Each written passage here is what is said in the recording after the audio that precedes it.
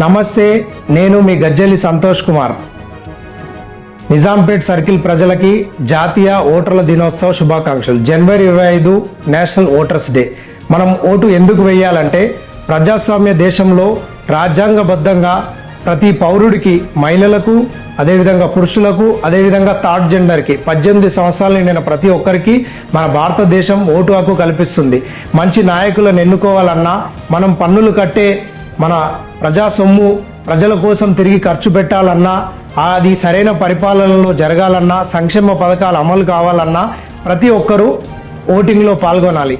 ఓటింగ్లో పాల్గొనకపోతే మనకు చాలా నష్టాలు జరుగుతాయి. ఎందుకు అనంటే, ఓటింగ్ ద్వారా మన యొక్క ఇష్టాన్ని లేదా మన నిరసనని, ఒకవేళ ఎవరైనా నచ్చని వ్యక్తి కనుక ఎన్నికలలో పాల్గొంటే నోటా అనే ఒక విధానాన్ని కూడా మన ఎన్నికల సంఘం తీసుకొచ్చింది. కావున ప్రతి ఒక్కరూ జరిగే ప్రతి ఎన్నికలో, అది జాతీయ ఎన్నిక కానివ్వండి, రాష్ట్ర ఎన్నిక కానివ్వండి, స్థానిక సంస్థల ఎన్నికలు కానివ్వండి, విధిగా ఎన్నికలలో పాల్గొని మన యొక్క ప్రజాస్వామ్యయుతమైనటువంటి హక్కు అయినటువంటి ఓటు హక్కును వినియోగించుకొని మనము అభివృద్ధికి మనం తోడ్పాటు కావాలి. మరొకసారి నిజాంపేట్ మున్సిపల్ కార్పొరేషన్ ప్రజలకి జాతీయ ఓటర్ల దినోత్సవ శుభాకాంక్షలు.